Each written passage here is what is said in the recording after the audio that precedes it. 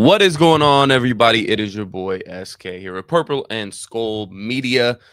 We got some unfortunate things to talk about. It's early in the season, and it's already dark days in Minnesota for the Minnesota Vikings. And we're going to talk all about it right after this.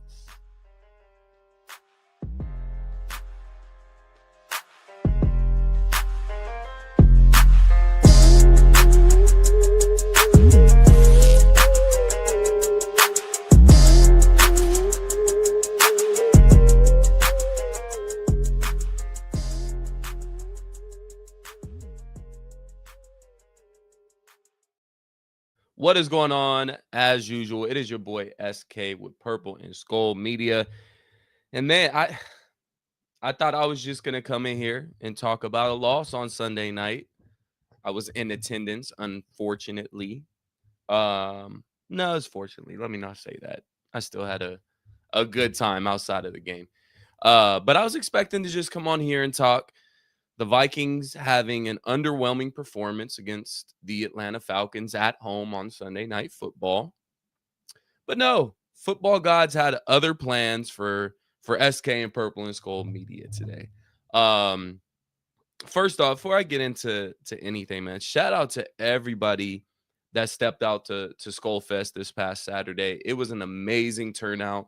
If you didn't make it, man, you missed an amazing party. Skull Fest was a home run this year. Shout out to Crooked Pint for allowing us to host it there. And obviously, shout out to our sponsors and Custom Grains for holding it down with the apparel. As you can see, Skull Fest 2025, they are still available for purchase on customgrainsmn.com. They have a Skull Fest collaboration tab. Go ahead and click on that, and you'll be able to get all your gear there. But shout out to them. Shout out to Crooked Pine. Shout out to everybody that stepped out for Skull Fest. It actually made my weekend a whole lot better. If it was just the game I went there for, I'd be extremely upset right now. I'm still upset. Don't get me wrong. Still upset.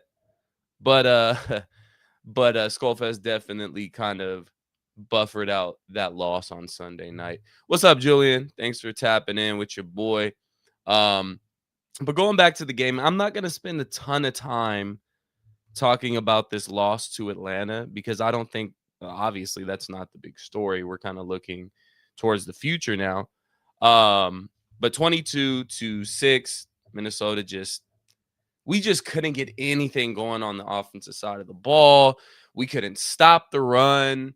It was just a bad night to be a Minnesota Viking fan.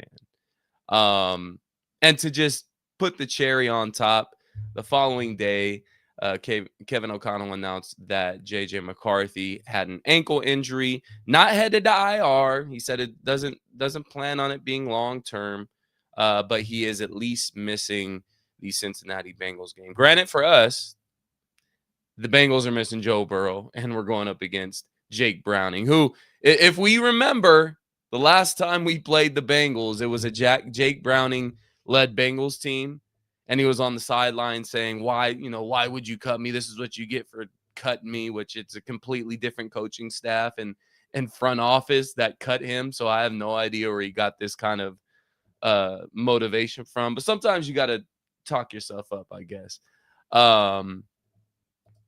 Julian says, crazy how many Fairweather fans have given up on the team, and McCarthy, this fan base is wild. Look, this is the funny part to me. Now, granted, JJ McCarthy has been slightly underwhelming. And as you guys know, I'm a big fucking JJ McCarthy fan. I am a Michigan fan. I will ride for JJ McCarthy till the wheels fall off. But I'll also keep it real. If you miss some throws, you miss some throws. But every quarterback misses throws. What I don't think people are taking into consideration here is not only has it been these past two games, his first feel of NFL speed, of NFL live game action, on top of him being out of live game action for, I believe they said like over 500 something days, somewhere along those lines. That plays a factor. There is no, he can just come right off the street and practice a few times and get right out there and everything's going to be fine. He had a whole year to study the playbook. Studying the playbook and actually being in there with live action against an opposing team that's coming to rip your head off is completely different. Um, but seeing fans kind of jump off him this quick shows you a lot of fans not knowing the development of a young quarterback, which granted, the Vikings fan base is not very familiar with developing a young franchise quarterback. We're used to going out there and grabbing some of these older veteran quarterbacks that have somewhat proven themselves or haven't really proved themselves and said, hey, come over to Minnesota. We got a good team. Let's ball. So this fan base isn't used to seeing a quarterback develop and mold into what we want as a franchise quarterback. We don't know what that's like. The last time we had that was Teddy Bridgewater. And with Teddy Bridgewater, I believe it was going into his third season, if I'm not mistaken. That's when we were really expecting this big development from Teddy Bridgewater. And obviously, the drastic knee injury happened. And we all know the rest of the story. Sam Bradford comes in, and then Sam Bradford gets hurt, and then Case Keenum comes in the next year, and there we are in the NFC Championship. That's just how the Minnesota Vikings operate. That's just kind of how we got to accept it as fans, is that we go out there and we've grabbed those old veteran quarterbacks before, and it's panned out for us most of the time. But the problem is that you come to this point in your franchise's history to where, hey, it's about time we go out there and get a young franchise quarterback, a rookie quarterback, and let him develop and let him turn into that franchise quarterback that we all need, that we all want. We're tired of the recycled old veteran quarterbacks. We need a young guy that we can develop through our system that stays with our franchise throughout his entire career. And that's what we look at in JJ McCarthy. He does everything right. He says everything right. He has leadership. Everything is perfect with JJ McCarthy. And this is me speaking for the fans that have kind of fell off the JJ McCarthy train or fell off the Vikings train the first 2 games of the season, is you don't want to watch you want like the wins, you want the numbers, you want everything now, you want the on-field production now. He's still a young guy. And on top of that, I'm not going to blame it on him being a young guy. That's not the entire issue here. The bigger issue to me is the play calling. I know I wasn't the only one that was watching this game and saying, what the hell are we doing out there? Halfway through this game, you're down to your third string left tackle, and you're still trying to run these long developing routes downfield with no hot route or no check down for your quarterback. And you're getting your young quarterback killed back there. As much as I love KOC, we had moments, and this isn't the only year that he's done this, to where KOC just kind of folds, and he has this just ridiculously bland, terrible game plan to where it just doesn't make sense. And we've had these games throughout his tenure as head coach to where it leaves you scratching your head. Like, what are we doing? Do you not realize that this offensive line, even outside of Christian Darrisaw, has been lackluster to me? People want to talk about Donovan Jackson he hasn't looked that great to me. Ryan Kelly has looked mediocre, in my opinion. And guess what? Garrett Bradbury, if I'm not mistaken, has the best pass blocking PFF grade in the league as a center right now. Ed Ingram is top 5 at his position. So going back to KOC, when you have an offensive line that just isn't meshing, you can tell they're missing Christian Darrisaw. Once you put Christian Darrisaw in there, I guarantee you this offensive line is going to look a whole lot better. But when you know that you're depleted along the offensive line, why are you continuing to run these plays that just make absolutely no sense? And you're putting your young quarterback in danger, and you're setting him up for failure. It's unacceptable. And KOC is supposed to be this quarterback guru, and he's just, he's going to get our guy right. And I believe that. I truly do. But if you're going to go through this season and you're dedicated and you're all in to developing a young quarterback like JJ McCarthy, then you got to give him the best possible situation to be successful. And we didn't do that. We didn't develop any running game on Sunday. When's the last time the Minnesota Vikings ran a quick slant? Can anybody remember or point out the last time the Minnesota Vikings ran a quick slant? Is that just not in KOC's playbook?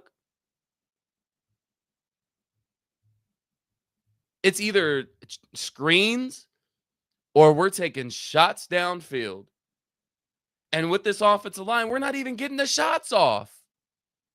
Now, granted, going back to J.J. McCarthy, there was some throws that he missed on Sunday, and he has to be held accountable for those. One of them being the double move to Jalen Naylor that just sailed over his head, maybe just didn't put enough air under it. That's on J.J. McCarthy. There was a you can look at that first interception where Naylor kind of got bodied for the ball, and I think it's kind of 50-50, half on Jalen Naylor, half on J.J. McCarthy there. J.J. McCarthy threw a little bit behind him, should have been more towards the sideline. You got to be able to get that on Naylor's outside shoulder to where only he can catch it. That's on J.J. McCarthy. I haven't necessarily looked at all the film yet. I just got back into town from Minnesota. I'm exhausted, but I'm sure there was a few other plays where he missed open receivers. But this is part of the process. This is all part of developing a young franchise quarterback. The guy's not going to come in and be perfect. Footwork isn't going to be perfect. Throws aren't going to be perfect. This is all part of the process. Now, if we're in year 2 and he's continuing to make these same mistakes, then we can start talking about, hey, we got a problem. Is he really our franchise quarterback? Give it some time. But my real concern is with KOC.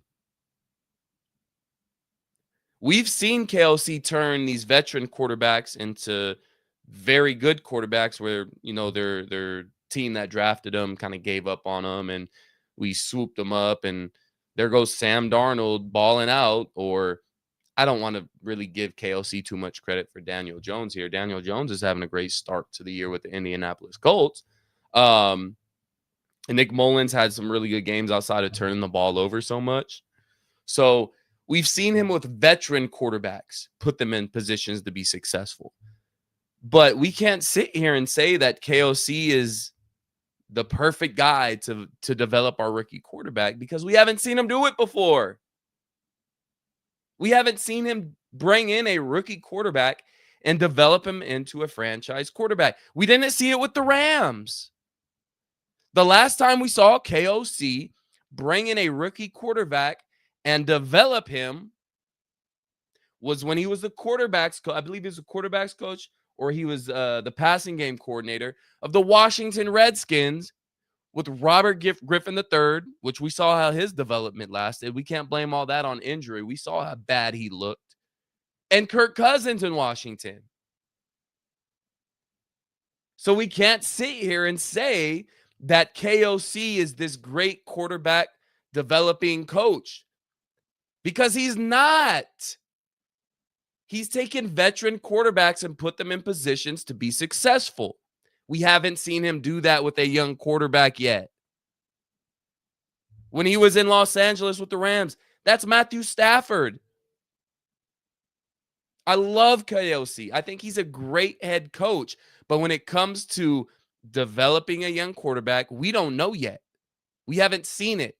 We're in the middle of it right now. And the play calling's got to be adjusted. Whether you hand over play calling duties to Wes Phillips or anybody else, I love KOC as a head coach.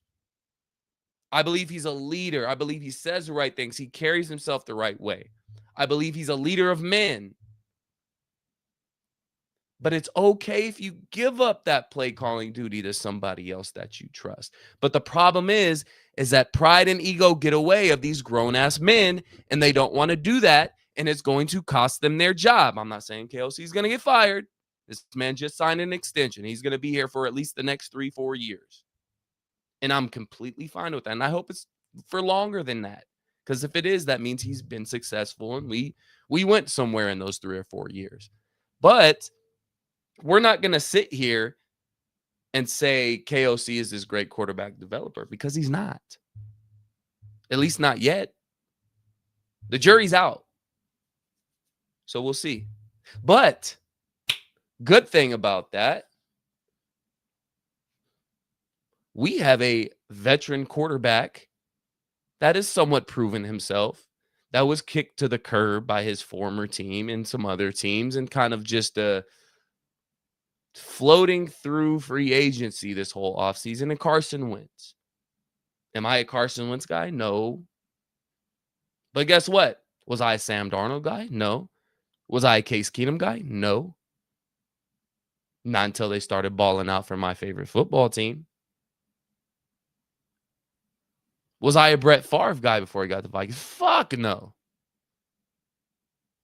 Was I a Randall Cunningham before he got to the Vikings? No. If history repeats itself, and we're looking at the positive side of things now, if history repeats itself, this is exactly the Minnesota Vikings history that we're used to. Let's bring in a veteran quarterback that's been kicked to the curb. He's had success. If he didn't get hurt in 2017, Carson Wentz is the MVP of the league. Now, Kelsey, we've seen you do it with Sam Darnold. Can you do it with Carson Wentz? But here's the issue with Carson Wentz.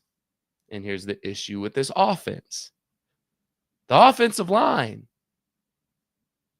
The one big issue that Carson Wentz has always had, you can go back to college on this, is that he holds the ball too long. You can't do that with this offensive line right now. Christian Darrisaw isn't playing right now. Ryan Kelly's going to be out a couple weeks with a concussion. Donovan Jackson is a rookie. So how much are we relying on Donovan Jackson now with no Christian Darrisaw, which I don't think Christian Darrisaw comes back till, if he doesn't travel to, is it Dublin first? It's either Dublin or London. If he doesn't travel overseas for that first game, we're not seeing him until after the bye against the Philadelphia Eagles. So how much trust do we have in Donovan Jackson, where he's playing alongside Walter Roos and whoever the hell is going to fill in for Ryan Kelly? How much confidence do you have in that left side of the offensive line now, with a quarterback that is known to hold on to the ball far too long? So this can go one of two ways. This is either going to turn into another kind of Case Keenum vibe. I'm not necessarily saying we're going to the NFC Championship by any means, but this can turn into, wow, Carson Wentz looks really good in this offense. Carson Wentz is getting the ball to Justin Jefferson. Carson Wentz is getting the ball downfield. Carson Wentz is looking like the old Carson Wentz.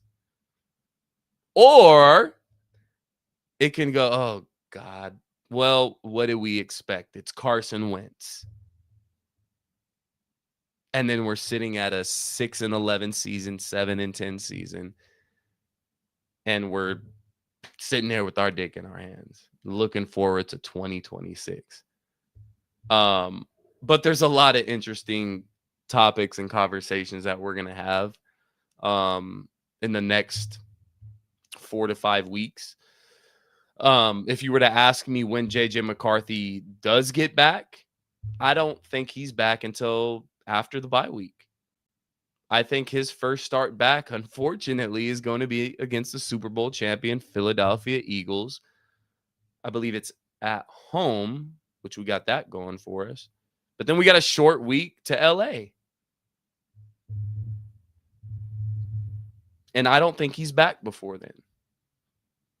I think the injury's real. I think it's bad enough to where he shouldn't play this week. I don't think they would kind of make it a phantom injury and say, oh, well, he banged up his ankle, we're just going to hold him out. I don't think that's the issue. I think that's a lot of people on the outside looking in saying, JJ McCarthy's terrible. They just want to move on from him, so now they're starting Carson Wentz.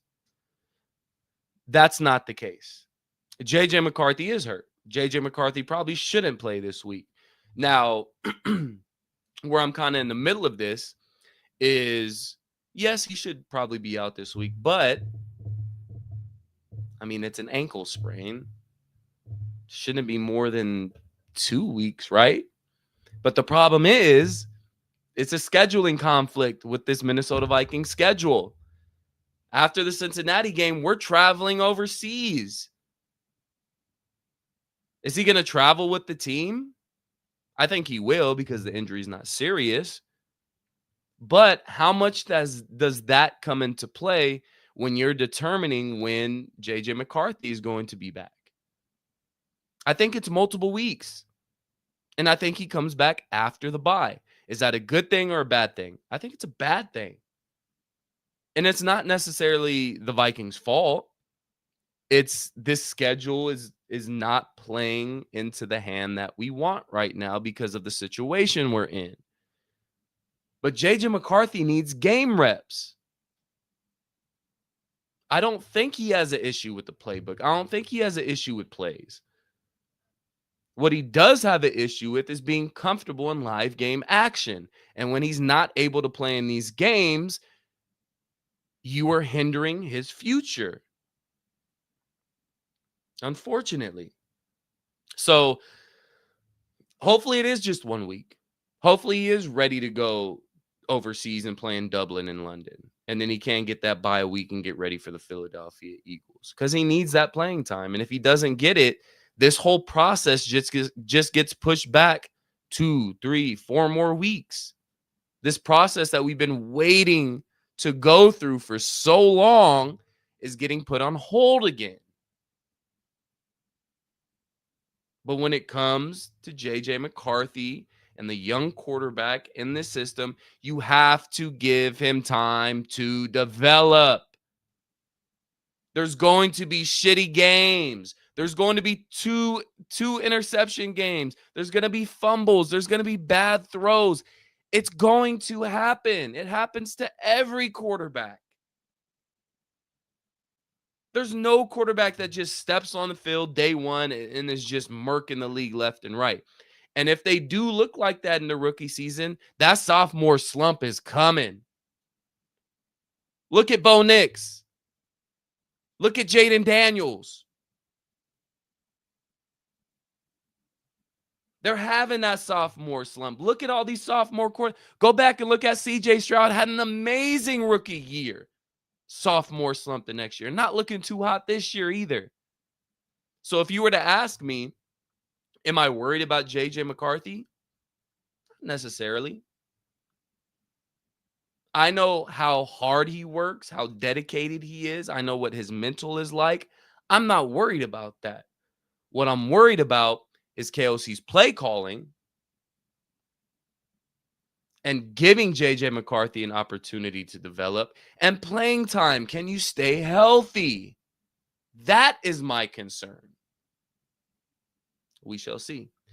But other news, obviously today, Aaron Jones is headed to IR, which was expected on my part. Hamstrings can linger forever. He's going to be out at least 4 weeks. Come on down, Cam Akers. Back with the squad. We all knew it was going to happen one way or the other, right? We all knew Cam Akers was coming back for his 3rd stint with the Minnesota Vikings. And I'm not opposed to it. I love Cam Akers. But we are going to miss Aaron Jones. As much as I was bashing him in these first 2 games when it came to the running game where it just didn't look good. And that's partly KOC's fault again. Jordan Mason has looked like the better, fresher back. And I expect Jordan Mason to look really, really, really good in Aaron Jones' absence. But that is a big hit. Whether it be leadership on the field, whether it be pass blocking, whether it be catching the ball out of the backfield, whatever it is, that is a big hit to this Minnesota Vikings team. But I have full belief in Cam Akers. I have full belief that he can assume that role that Aaron Jones normally has. But I expect Jordan Mason to get a whole lot more carries. But this offensive line has got to step up. It's got to step up. And we got to start looking at Chris Cupper, the offensive line coach.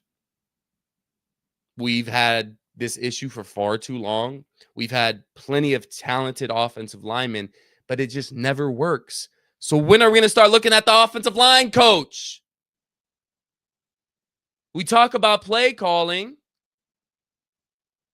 We talk shit about Garrett Bradbury. We talk shit about Ed Ingram. We talk shit about all these guys. But when are we going to start pointing the finger at the guy that's coaching them up? That's supposed to be developing these young offensive linemen. The coach that had issues in Chicago before he came to Minnesota with players. When are we going to start pointing the finger at him?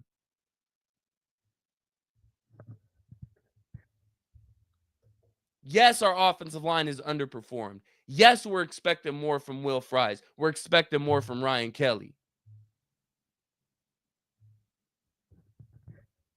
But when are we going to start pointing the finger at the guy that's putting him in a position to be successful and to fail? Nobody has brought him up.